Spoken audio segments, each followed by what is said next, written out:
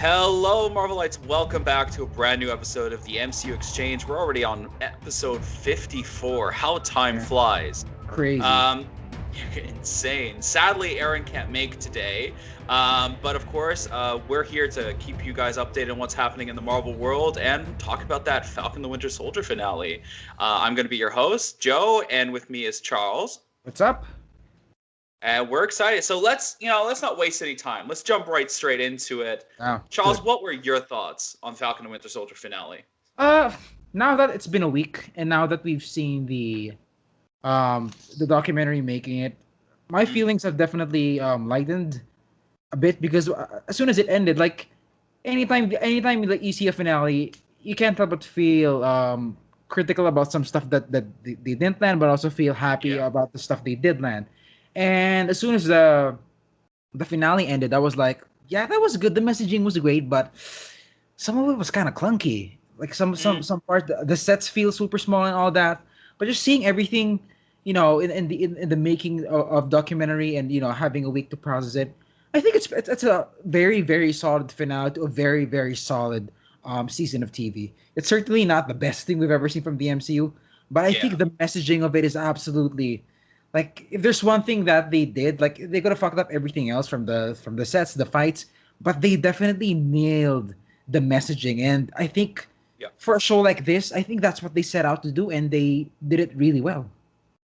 Yeah, and high praise to head writer Malcolm Spellman and Yeah. director Corey Scogle. They really did an amazing job here with this because it's not an easy story to tell, and I Oh think yeah. they took that perfect balance of subtlety, but also in your face that makes us stand out as a very important message in modern Yeah. society. Yeah. I agree with you. I generally think the show was really good. Like the thing about when we're talking about Falcon and Winter Soldier or even WandaVision, just a few months ago, these are high quality shows. So when Oh we're yeah. criticizing these shows, they're still above many productions out there. Yeah. Yeah. I mean, This is not sorry. yeah, I was just gonna say, like, I'm very critical of how some sets look. Like, we Mm, saw the same court set get used like four times in the season for no good yeah, reason, and some of those scenes definitely make the scale feel small. Obviously, some of the like when we talked about the Prague episodes, like some of it looked like it was shot inside one building, and that may very well be the case because the documentary does say that they had a lot of restrictions. They had to convince the Czech Republic to actually allow an yeah, American production in. No, because stuff the COVID stuff in the US was very different from the COVID stuff in Prague at the time. So there was definitely a lot of restrictions over there.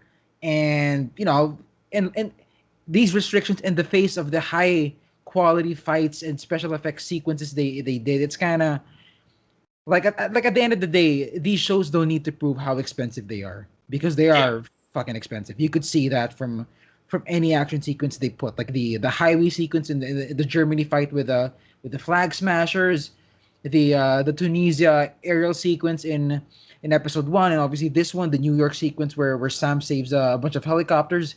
It's Oh, pretty amazing. Yeah. fucking cinematic stuff. Yeah, definitely. And as you highlighted, it's an interesting thing that even with everything that happened, like remember back when head writer Matt Jackman for WandaVision said that they pretty much finished the finale like 2 weeks before it aired. Right. Both of these productions got hit hard, and that's kind of the interesting aspect to see them still come out at the quality that they are.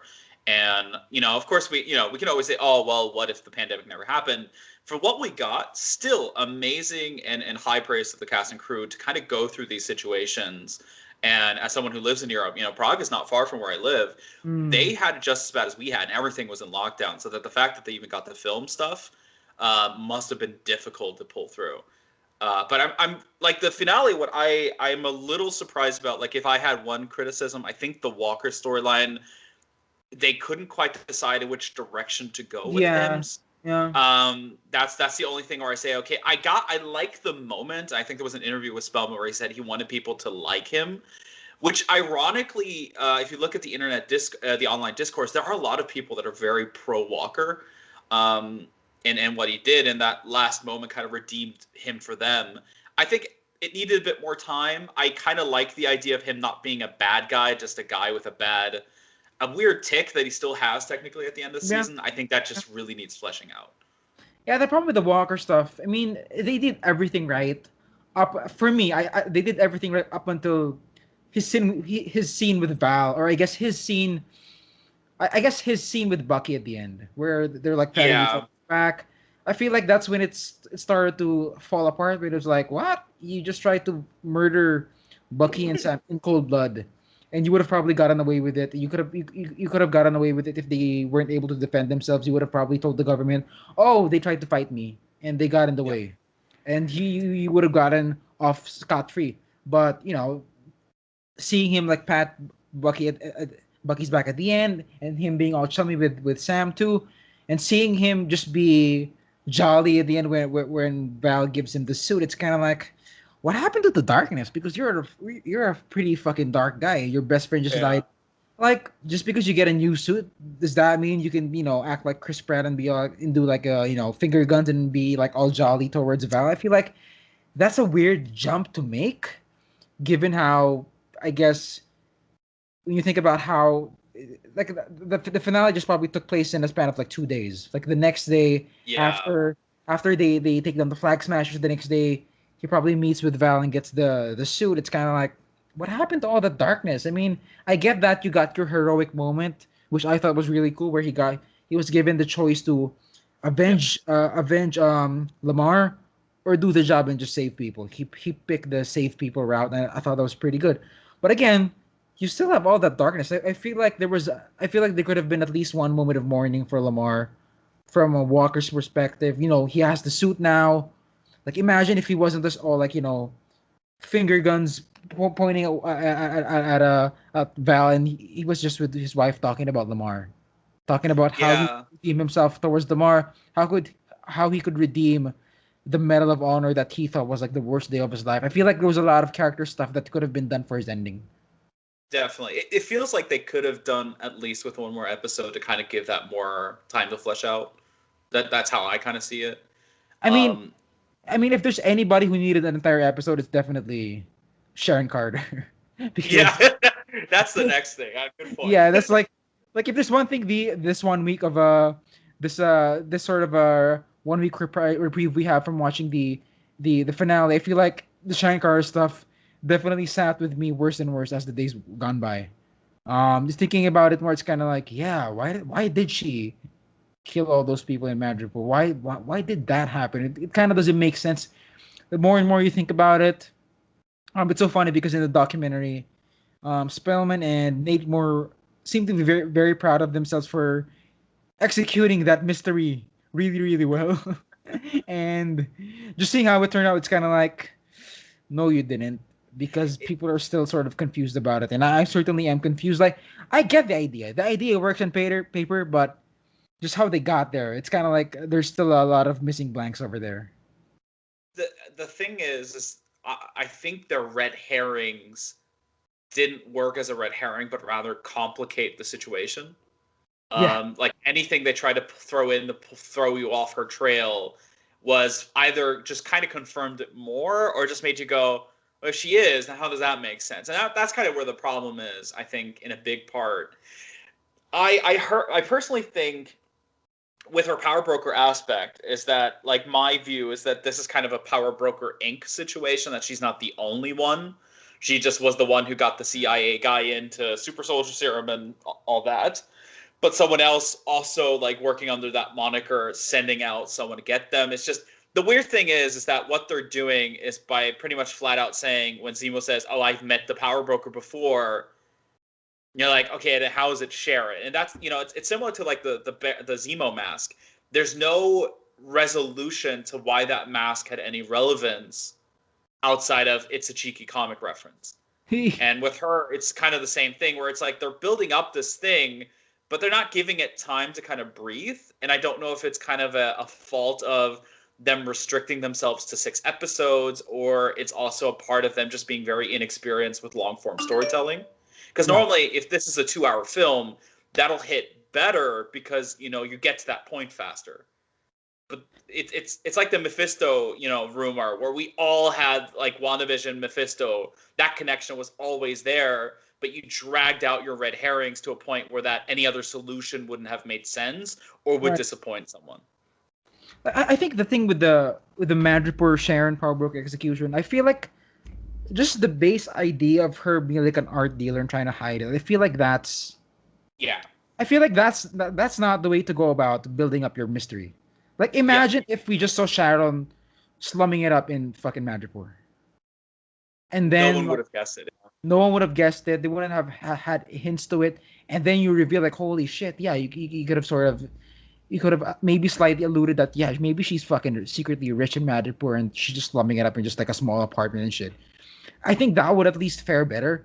But just the way they were like, they weren't hiding the fact that she was this like rich bigwig person in Madripoor. Alone when That's she gets picked up with a really expensive car and a PA. You know, right. that didn't need to be there. The fact that she has, like a bunch of stolen expensive artworks and all that. She lives in a very fancy penthouse apartment. It's like it's there. So I don't know why you're so proud that you sort of executed this mystery finessefully because there was kind of no finesse to the whole thing. The intrigue kind of wasn't there. Um, which again, it's just a weird thing. Like I tweeted about, I tweeted about it the other day, like how we really need like a one shot of Sharon Carter Breaking Bad. Just show her sort of spiraling Yeah. down to this underworld of criminals. I feel like if we get that, we would at least understand. Oh, okay, then the twist makes sense. Her being power broker makes sense. But up until we get that, I think it's always going to be a lingering thing among fans that reveal was very unsatisfying. It's not too dissimilar from the Ralph Boner story, where that setup didn't quite land as they expected. Yeah. And I think I hope we get some kind of like anthology Marvel series where they can fill in blanks and kind of reuse their old one shot concept, because it really feels like there's a story there that just got cut for some reason whatsoever. And I really think that's a disservice to what they're trying to do at the end of the day. Yeah. Well, hopefully, Loki gets to nail their mysteries better because I'm sure that Yeah. that show's gonna have a fucking ton of mysteries for sure. Oh yeah, and I think with Loki, my hope is that we also see them. We see this evolving from show to show, that they're getting better, they're figuring things out and stuff like that. And I hope, like, that's a lot of people like to talk about the Mandalorian, saying the Mandalorian had it off from the beginning. Mandalorian didn't have a story. Mandalorian was, each episode was a different thing, and then the final one just put some elements together. So it didn't have that pressure of having to reveal anything at the end of the day. Yeah. And that was its advantage. It was more like an anthology series with the same main character.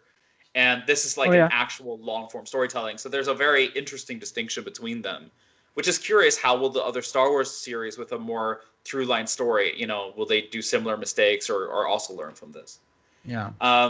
But one interesting thing that was highlighted, and this was like a big theory, was that there was a pandemic storyline in the series that got cut after the pandemic hit.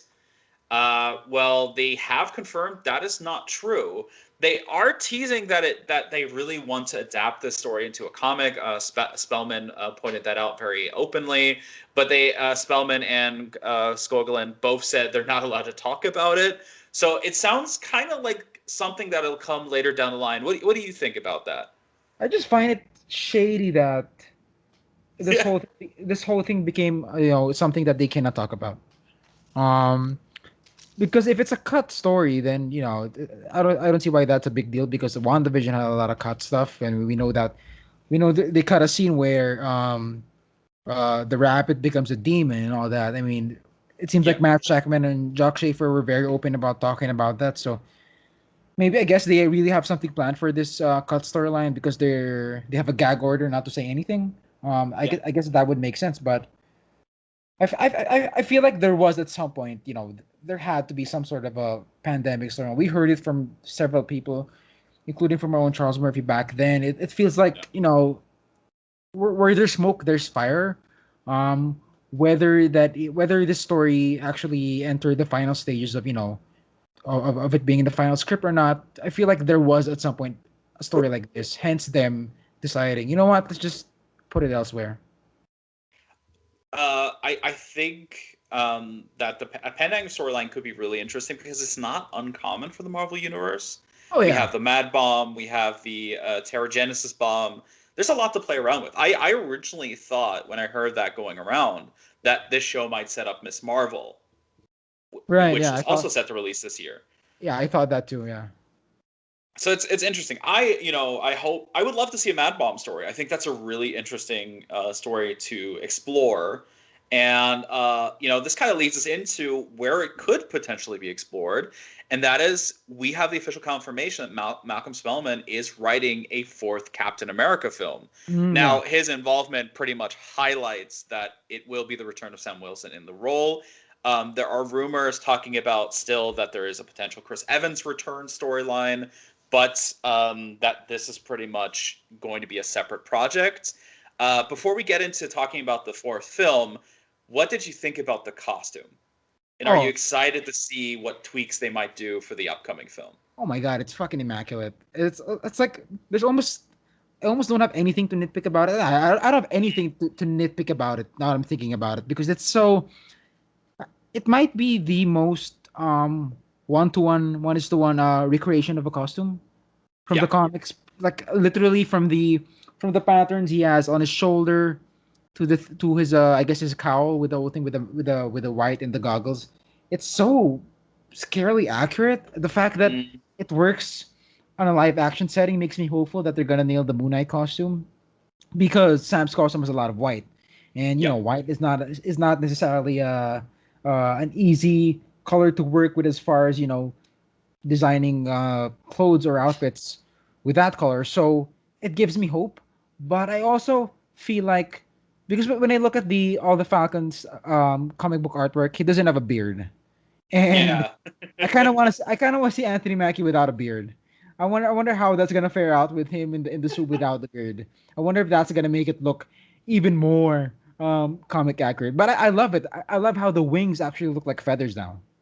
Yeah, that great design choice on those wings. And I love the way they use the wings in creative manners, like with the shield where Oh he yeah, wraps it around the shield. That was such a cool scene. so cool. Yeah, I love it. I'm really excited to see that costume return. I'm curious because every film and every project they kind of tweak and adjust the costume, so Yeah. we might see some slight adjustments.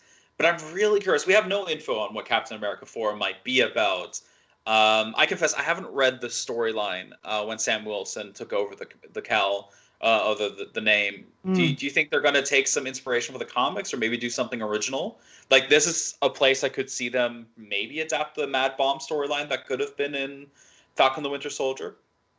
I could see them sort of adapting some of the thematics of the comic, but I think they have a blank slate as far as what they can do. Yeah. What I want to see for Cap 4 is them fight the Serpent Society. I know Kevin Ooh, yeah. Feige sort of pulled a prank on us 5, 7, 8 years ago when they did the El Capitan Phase 3 presentation where they revealed Captain America Civil War as Captain America Serpent Society. So I feel like they have an appreciation for those kinds of crazy fucking kooky characters that are dressed up as snakes. It sounds super fucking weird, but I think there's a way to sort of modernize that. Um, I have been curious how Spellman's gonna sort of continue this through line of the ideological threat Sam could face in Captain America 4 here. That's what I'm more curious about as far as having like a threat for Sam to face here because he doesn't have powers at all. I think his fight is gonna be more of an ideological fight than what Steve had to face in the other movies. Yeah. So this makes me super excited for what they have in store. And we saw that at the end of Falcon the Winter Soldier. I think one of Yeah, the best sequences from the show is that he's a mediator. They took that from his original introduction as someone who helps people and mediates for people. yeah. Like Chris Evans' version was a stern. He was the guy who stood up and talked and said what to do, like the motivator. But he's the guy who kind of coordinates things. So it'll be really, really interesting how they approach that in that future project. Also, I think Cap 4 is gonna be a lot of people's first introduction to Sam Wilson as Captain America. Yeah, I think that's a reality that we have to face. That as soon as we are to this Disney Plus, Marvel MCU series sort of a thing that they're doing, a lot of people probably aren't. yeah. A big chunk of the general audience probably haven't seen WandaVision or Falcon, especially those countries that don't have Disney Plus. So I think that's gonna be the movie's gonna be this grand cinematic introduction for Sam Wilson as Captain America. So I think they're probably gonna take some of that, that inspirational speech making that they gave to Sam in the finale, and they're gonna definitely carry that on here, just so people can get a feel of what Sam Wilson Captain America is all about. Definitely. It's a seamless transition if you have only watched Endgame and go into Cap 4. You don't necessarily Oh have to yeah, have watched Falcon Winter Soldier. yeah. I guess that's a great thing about what they did with Endgame, as far as how they ended Falcon. It's like you can pick up where Endgame left off and see. Oh yeah, all right, yeah. I remember Steve gave him the shield at the end. That's cool. Even though you missed a huge part where he didn't want to take the shield. I think that's I guess they got lucky with that for sure. Yeah. Yeah. Any final thoughts on Falcon Winter Soldier Cap 4? No, I just hope that they introduce Sam um properly in a obviously it's a movie, so they have more money than they had for the series for Yeah. this. So I hope they give him a grander introduction for the general audience here. Comes in like a soaring eagle. Oh yeah, yeah, for sure. Yeah, it's going to be exciting, and we have so many great castings right now as well. Like the Marvel Cinematic Universe is just growing and growing because Secret Invasion has been really busy. The show, we do know that Ben Mendelsohn is going to return as Talos, Samuel L. Jackson will return as Nick Fury, but it looks like they've added more to the cast. Killian Scott was just, I think, yesterday announced of joining the cast. Olivia Colman, who many might know from The Crown, and the probably the biggest surprise for a lot of people, Game of Thrones' very own Daenerys Targaryen, Emilia Clarke is joining. Yeah, Are you excited for that? I A don't know lot who of Game this. of Thrones actors, isn't I it? don't know who this Killian Scott guy is. Is he from Game of Thrones? No, Killian Scott is from a different project. Yeah, but Emilia Clarke is the only one. It's just yeah, funny that she's joining after Eternals has already added the brothers, the Stark brothers. right. And I can't speak about Killian Scott because I don't know who he is. And this Yeah. came like last night, so he's the fresh face here. But as far as Emilia Clarke and Olivia Colman go, I'm super excited. I love Olivia Colman in The Favorite and uh and The Crown. Obviously, a lot of English people know Olivia Colman for her TV work over there. She's a fucking huge deal over there Yeah. in the UK. So I'm sure people are fucking ecstatic over there. And Emilia Clarke, obviously Game of Thrones, she's more popular in the West um, than she's anywhere else. So that's cool. Obviously, there's a lot of speculation of who they could be playing. I feel like Emilia Clarke and Olivia Colman could be playing either Abigail Brand or the Yeah. Skrull. It could be like you could switch any one of them, and I think it would be perfectly fine. So I'm excited to see who they are. Great casting, all in all. I definitely think Emilia Clarke is an actress who they want to have stick around longer. I Oh can't yeah, see her being a one-off yeah, for for this sure. series. It's exciting. It's just really like Secret Invasion is shaping up to be a really, really interesting series because we don't know. I think there was a lot of rumors originally that Captain Marvel 2 would be Secret Invasion. So this might be a lead-in series to that film, similar to how Falcon the Winter Soldier will lead into Captain America 4. It's going to be interesting. I wouldn't be surprised if we hear Emilia Clarke, Olivia Colman are also joining that film. So this is, I Yeah, can't wait to see what they do. And who we'll see. The fun thing is we're going to get set photos and we're going to theorize who is behind that scroll mask. that's true. And next, speaking of like masks and everything and set photos, we also got some brand new leaks from the Hawkeye set. It just recently ended production. Our very own Clint Barton, Jeremy Renner announced it on Instagram, but it looks like some images found their way online. We have a much better look at a costume from Alaqua Cox. I apologize if I said that name wrong. As Echo, and I think this is a big one for a lot of Hawkeye fans. We got the iconic My Life as a Weapon Hawkeye uniform, pretty much, and the one Yeah. he's kind of most famous for nowadays. What do you think of the costumes? Were you excited to see it? Oh yeah, it looks fucking great. It looks like I love how bolder and bolder Marvel Studios are getting with their costumes. They're not afraid to Yeah, fucking. You know what? Let's give him a fucking purple suit. We fought a purple guy in the last movie. Let's give him a purple suit. Let's give fucking Mysterio a fishbowl. fishbowl head. Yeah, Let's fucking give White vision. Let's put Sam in his super bright, loud, colorful Falcon costume. And I love how they're doing that with Clint Barton. Like we're probably not gonna get the mask. I feel like the mask might be the step Yeah. that might be too far off. That might be them jumping the shark. But I like the pattern he has, and I love how purple the suit is. I know there's a purple filter over the image, but Yeah. I think you got a clear idea of where they're going with the costume. As far as Echo's costume, I'm sort of it's kind of like oh, okay, it's kind of like Echo's costume. I feel like it's missing like it's so weird because it's like a plain leather suit with the logo on it, and then that's it. Yeah. I feel like it could have been more tactical. Um, I feel like they could have gone without the sleeves. I like the sleeveless costume they have for the character in the comics, and as well as the I don't know what you call that the armbands that you wrap around your forearm, the white bands. I feel like that could have been the direction they're going. But then again, it is Echo's origin, and who knows how she ends up here. But overall, it looks very satisfying. It satisfies the comic book nerd in me. She even has, I don't know if it's the whole thing. I hope not, because she had that famous white handprint on her face. You do see marks of fingers on her cheek. So Really? that, yeah, if you look closely, there's like white markings on her cheeks. So we might also, they may have wiped it off, but she may get that handprint as well. It'll be interesting if that plays into the story at all. Yeah, because that's the one aspect of Echo that I don't see working on screen, like Mm, a white handprint on your head, unless it's a super subtle thing where, it's almost like a scar. I guess I could see that work, but as far as us having like a white print on your head, I feel like that might not. I don't think that's something they can pull off, but who knows? They fucking pulled off, Sam's costume, so maybe that's not too sure. hard for them. She just fell into like makeup and just slapped her face once. Oh, no. Yeah. I, I think it's funny if we consider like Hawkeye's costume. They took a lot of inspiration from the Ultimate storyline. Very tactical, mostly shield. His colors didn't quite pop.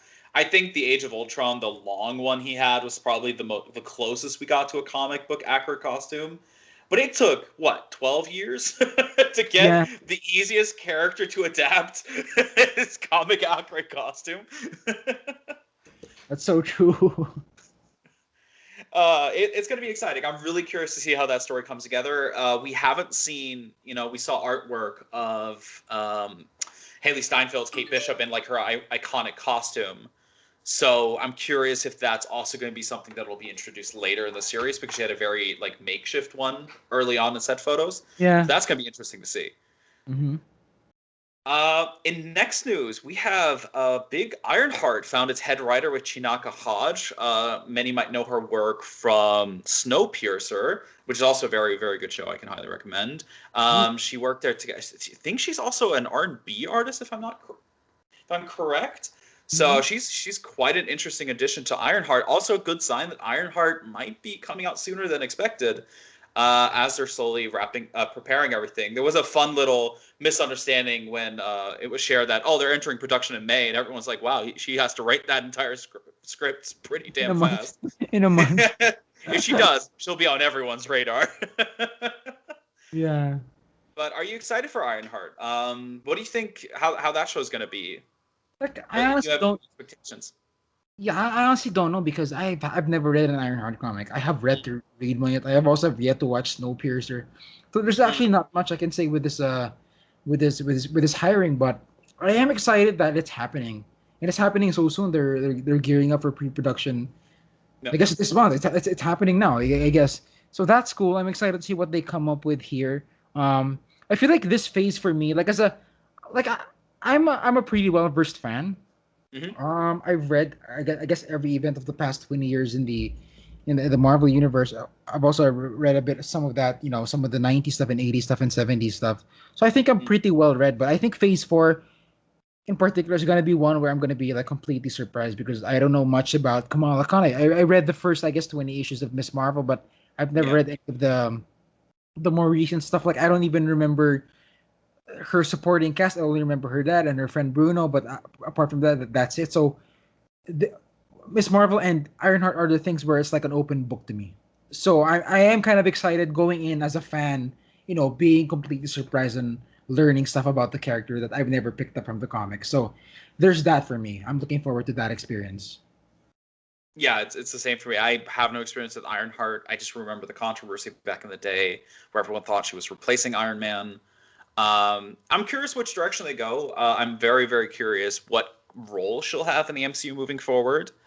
I still like, so my theory is that she's kind of replacing Iron Boy or Future King, Yeah, Ironheart. Yeah, because there's Ironheart. Yeah. there's nothing on him. Like, he's the only young Avenger who kind of just got swallowed up by everything. Mhm. So that's kind of where I see her. I mean, I still would love to see the kid from Iron Man 3. I think it was played by Ty Simpkin. Like, if he turned out to be Iron Boy, that would be a very interesting surprise. But I mean, hey, he could maybe show up in Ironheart and just, be an MIT with her and be a big rival because they both worshipped Tony Stark. So who knows what they're going to do with this series? And we're seeing a lot of like unique takes on a lot of aspects, so it's going to be exciting. I did see Um, I saw her. What's her name? Dominic Thorne, the one who's playing Riri Williams. yeah, I saw her in the what do you call this? The Oscar nominated movie Judas and the Black Messiah, like last week or something. yeah. She looks pretty old. She looks fucking. She's kind of like our age, or like late 20s. Because that's why I'm kind of surprised that she's playing like I guess a 15-year-old girl because she's 23. It seems like, and in that movie she looked really like she's like a full-on fucking adult. So I am curious how that's gonna turn out as far as them sort of Yeah. painting her as a young aspiring teen because she's very much an adult currently. And I imagine when they start filming, she's gonna be probably 24 this year. So she's gonna be. We're gonna see like an adult mini Tony Stark here. And just not everyone can be Tom Holland and be 16 forever. It's so funny because have you seen those memes from his movie? His No, what's his which one? movie Cherry? The Cherry. Yeah, apparently there's a scene there where he's like playing a 40-year-old man, and it looks like a 20-year-old man with a mustache drawn on him. Really? I still have to see that. Apparently that scene looked really bad. Like I think a lot of people's problems with that movie is just Tom Holland he cannot play a man who's grizzled and old because Yeah. he's such a baby face. Like you cannot convince people that he's a fucking 50, 40-year-old man. Has to be a lot of prosthetics to get that. Yeah, So, and it didn't even work that well because people didn't even buy it still. mm. Yeah. I have to still check out that film, so I kind of can't wait to see Yeah. that.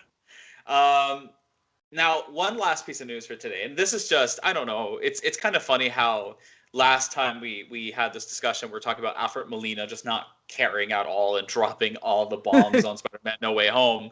And they have Russell Crowe talking about, oh, I'm going to take my bicycle to Zeus it out because I'm playing Zeus and Thor Love and Thunder. Just flat out, don't give a shit about my NDA. Here I am.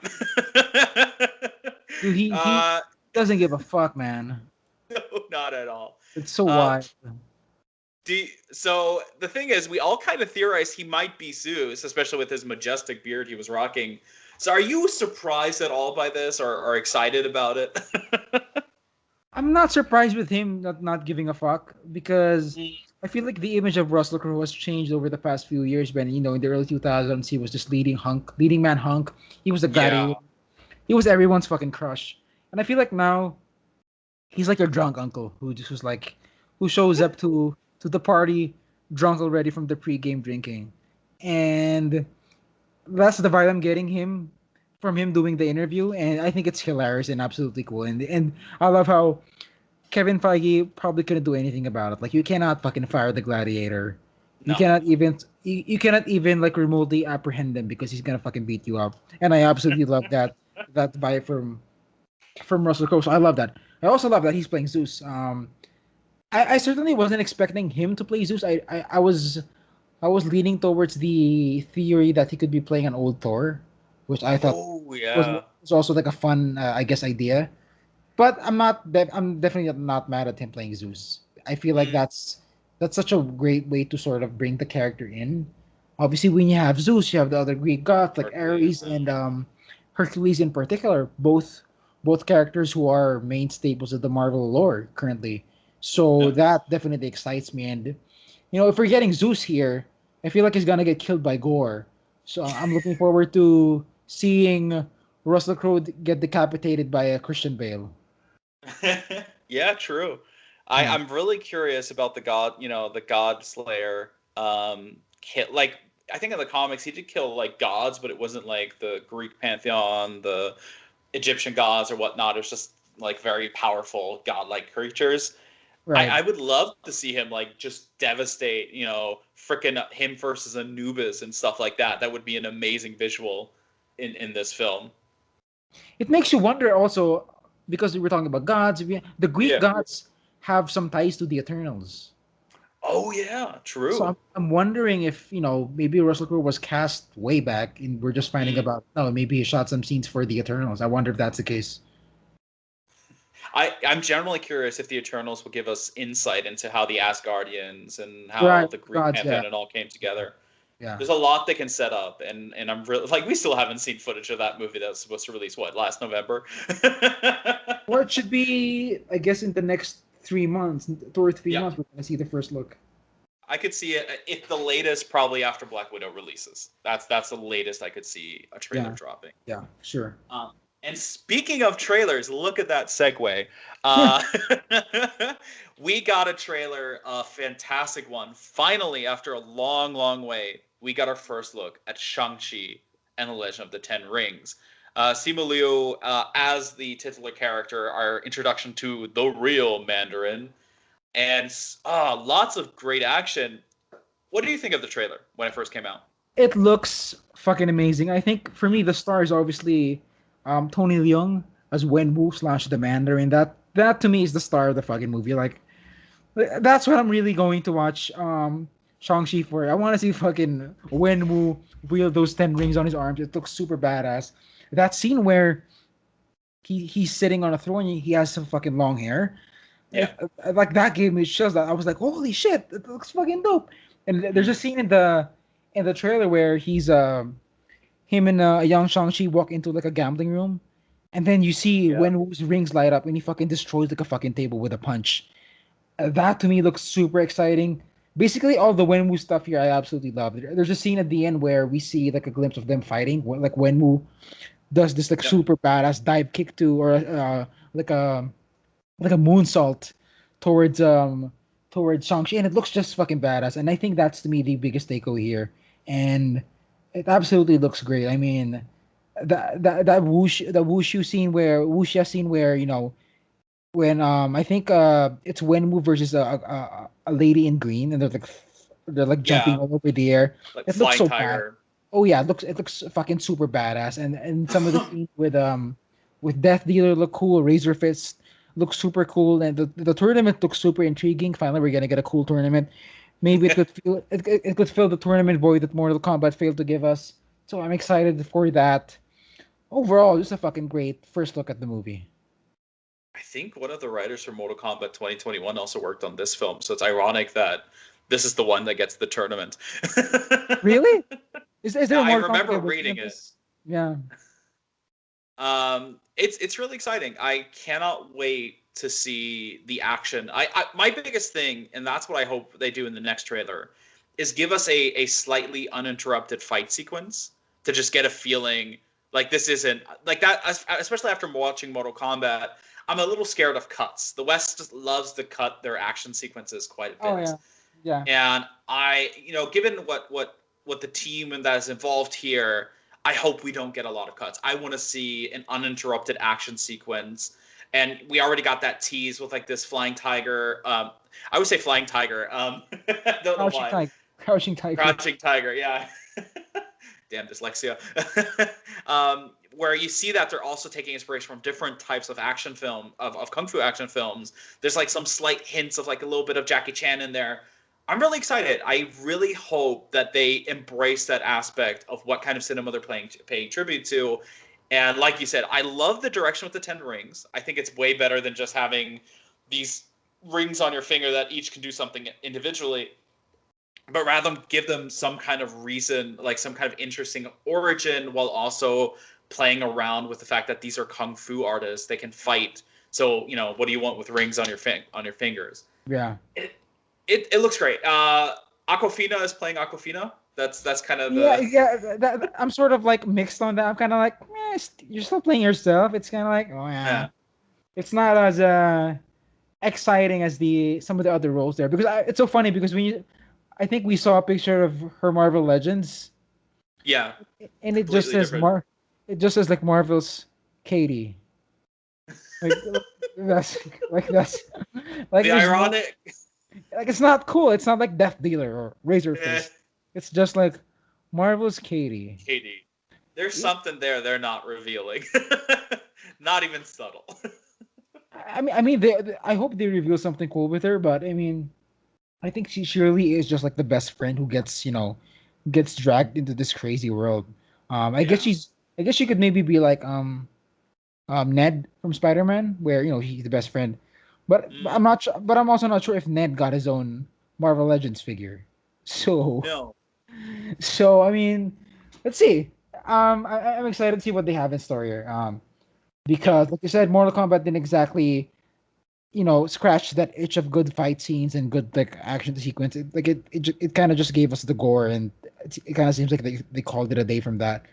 So Mm. I'm hoping Marvel Shang-Chi gives us like finally a good martial arts movie from the West that we can all get behind with. Yeah. I think the one sequence that kind of gave me hope was where he just jumps and kick like the where he punches two guys at the same time, just jumps and kicks And them the at the same train, time. the Yeah. train, yeah. I mean that train sequence looks cool, for sure. Well, and I always thought like, oh, we're expecting all this high fantasy, and I was like, that train sequence looks amazing. I am curious how hard they're going to lean into the hard fantasy because we clearly there are mythical creatures, I guess, in some sort of flashback there. I think the Yeah. dragon's going to show up there. It kind of seems like also that the I don't know if it's going to be Wenwu, but definitely the rings are something it's something that gets used throughout the ages here. Yep. So there's definitely going to be some ancient fantasy elements to it that I hope they nail. Wonder if it's still alien technology, like in the comics. I hope it's someone like that. I mean, then again, I Yeah. feel like anything that comes from the heavens in the MCU can be sort of interpreted as alien. Like even Thor, they acknowledge that they're kind of like aliens that get worshipped as gods. I feel like that's gonna be, I guess, the same through line here with Shang-Chi. Yeah, I just hope they don't. It feels like they could copy some elements from Black Panther, like with that big fight that seems to be in the past. You open up with that, and then you have the alien rings that came from Oh a yeah, meteorite brought them down. It could be a little too yeah, similar to that, yeah. but Like I think they're going their own direction. like to be honest, I feel like that's why I'm kind of not excited for the Eternals. Like if the Mandarin weren't here, I might not be as excited for it because I'm kind of overseeing origin stories. I feel like origin stories, they have to follow a certain formula to nail these things they have to establish. Like Captain Marvel, I'm not too crazy about. Doctor Strange, in retrospect, I'm not too crazy about. So I feel like at this point I'm kind of over origin stories. Like if it weren't for the Mandarin, I wouldn't be super excited for this. But I'm hoping they do something interesting with this. Definitely. Yeah. You want to do some breaking news? Oh wow! Yeah, Check the chat. just in. Hold on. Oh wow! Miss Marvel's costume on set. Yeah, we got some breaking news on this. Oh It looks wow! great. Oh wow! Holy shit! Yeah, it looks fucking dope. I think this is the first time, like in the middle of our recording, something drops like that. Oh yeah, this has never happened even to me and Charles. Wow, breaking fucking news. Looks cool. I like it. It looks it looks it looks super sleek, like the Wakandans made it. Like I don't know how a kid Yep. would be able to make something this well made. I'm curious if it's still made from a Burkini, but Yeah. it's a bit more modern than that. So it'll be interesting. Maybe the inventor's in there after all, and he's an ally. Yeah.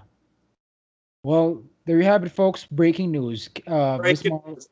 A first look at Miss Marvel's costume. It resembles exactly like the comics, but it kind of looks regal in a way. Yeah, it looks really good. I like the combination. There's that golden bracelet as well. You know, some are still a little nervous about the whole rumor of it being some kind of like purple energy thing. So curious if it is, curious if it's not.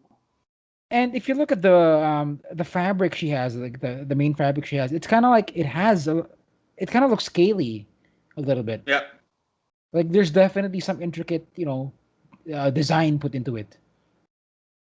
definitely. Wow, it looks pretty cool. Well, we gotta fucking write this up. We gotta wrap up and write this up. Yeah, I'm already on the side. Yeah. Well, perfect. It was always great. Glad we had a lot to cover. We had some breaking news. Only here on the MCU Exchange. Be sure to subscribe to us. Yeah, it was great. Thank everyone for listening. If you're interested, hey, listen to our other episodes. We have 43 other episodes, a lot to pick up on. And, you can find us on Spotify, anywhere where you can find your favorite podcasts. My name is Joe. You can find me on Twitter at thatabel, THATABERL. You can find Charles on Twitter. You can find me on Twitter at CFSBrilliantWeb. And we can't wait until next time. Let's see what other breaking news we get, right? Sounds good. Thank you everyone for listening. Have a great one. Bye.